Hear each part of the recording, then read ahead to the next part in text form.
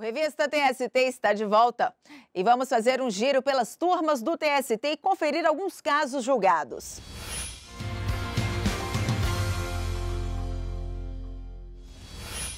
Começamos pela primeira turma. Um empregado da Rádio e Televisão Record conseguiu o direito à estabilidade provisória. Ele foi diagnosticado com lesão por esforço repetitivo, LER, após ser dispensado. Os juízos de primeiro e segundo grau haviam negado o pedido do empregado para anular a dispensa. Concluíram que no momento da dispensa, a empresa desconhecia a existência da doença ocupacional, o que afastaria a nulidade do ato.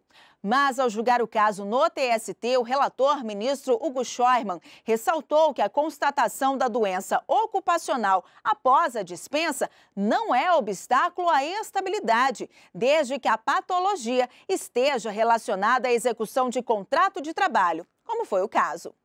E a quarta turma afastou a responsabilidade do Boticário pelo pagamento de dívidas trabalhistas a uma vendedora de uma microempresa franqueada. O Tribunal Regional do Trabalho da 9ª Região no Paraná havia reconhecido a responsabilidade subsidiária do Boticário. Para o TRT, havia ingerência desmedida e incomum da franqueadora nas atividades da franqueada, situação que equivaleria à típica terceirização de venda de produtos e intermediação da relação de trabalho.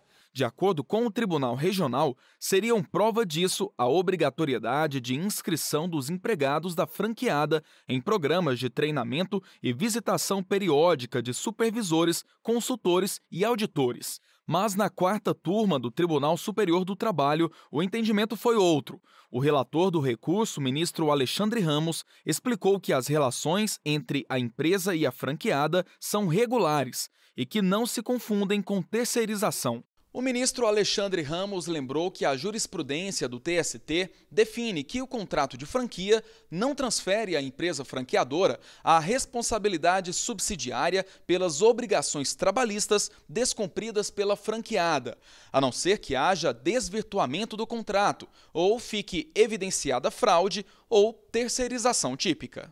Dessa forma, a quarta turma afastou a responsabilidade do Boticário pelo pagamento de dívidas trabalhistas à vendedora contratada pela franqueada. A decisão foi unânime. Um cortador de cana conseguiu o direito a intervalo para se recuperar de exposição ao calor. Ele trabalhava sob temperaturas em torno dos 30 graus em alguns períodos do dia. A decisão é da segunda turma. O Tribunal Regional do Trabalho da 2ª Região em São Paulo havia concedido o adicional de insalubridade ao cortador de cana, mas negado o pagamento dos intervalos. O trabalhador rural contou que chegava à lavoura antes das 7 horas da manhã e encerrava o expediente às 5h40 da tarde, sem pausa para descanso. No local de trabalho, a perícia constatou média de temperatura de 28 graus entre 1 e 2 horas da tarde. Os peritos qualificaram a atividade como insalubre em grau médio, que prevê adicional de 20%.